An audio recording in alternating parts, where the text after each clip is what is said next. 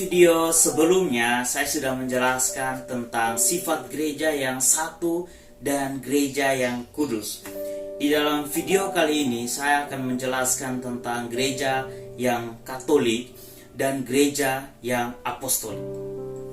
Yang pertama kita lihat tentang gereja yang Katolik.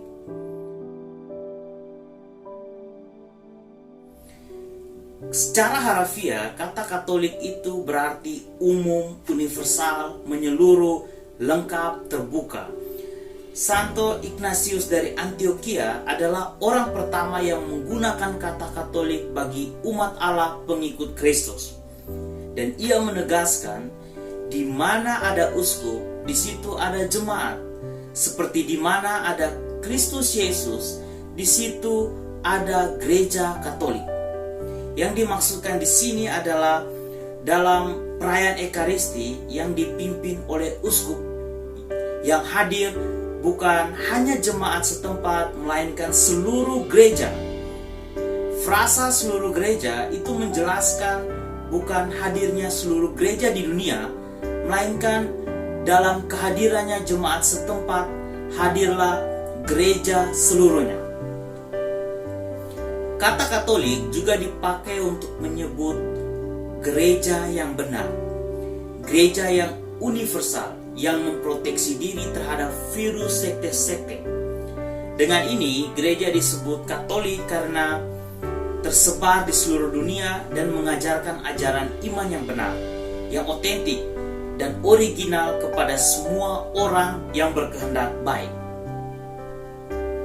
Pada zaman Reformasi, Katolik menunjuk pada gereja yang tersebar di mana-mana. Dibedakan dengan gereja Reformasi Kristen Protestan. Sejak saat inilah Katolik dipakai untuk menyebut orang Kristen yang mengakui Paus sebagai pemimpin tertinggi gereja universal. Katolik juga memiliki sifat umum sebagaimana yang tertuang dalam Lumen Gentium artikel 13.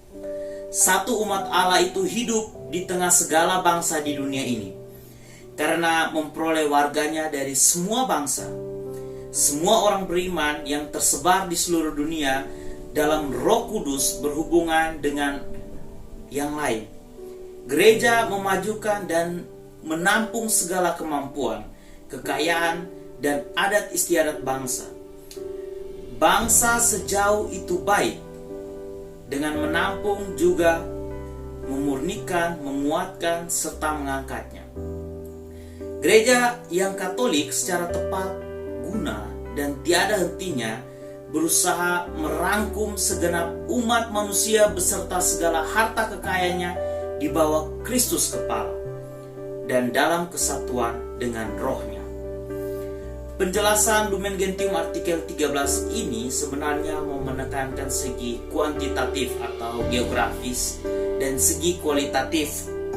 Pertama, segi kuantitatif atau geografis berarti umat Allah yang hidup di tengah segala bangsa serta memperoleh warganya dari semua bangsa.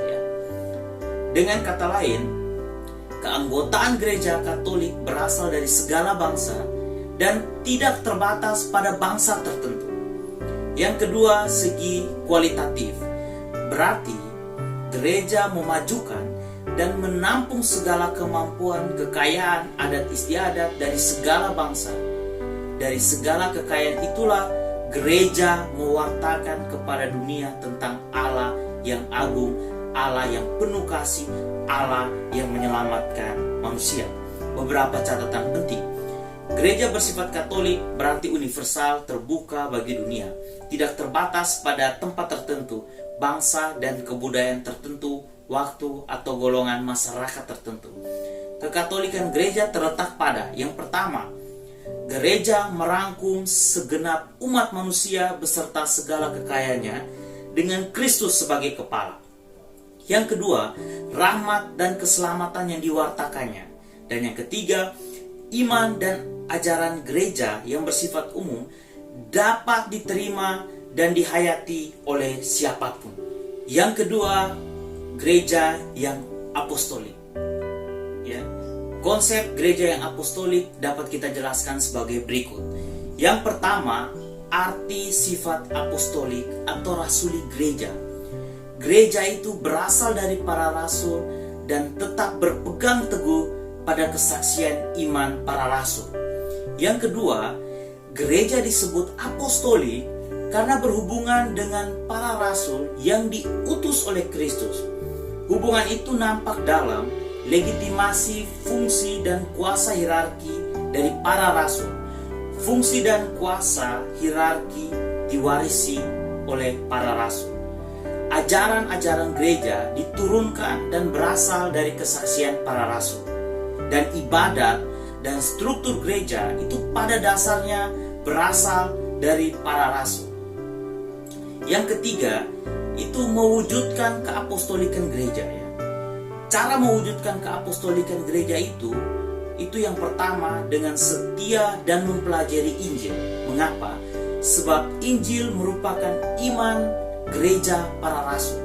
Yang kedua, itu menafsirkan dan mengevaluasi situasi konkret kita dengan iman gereja para rasul.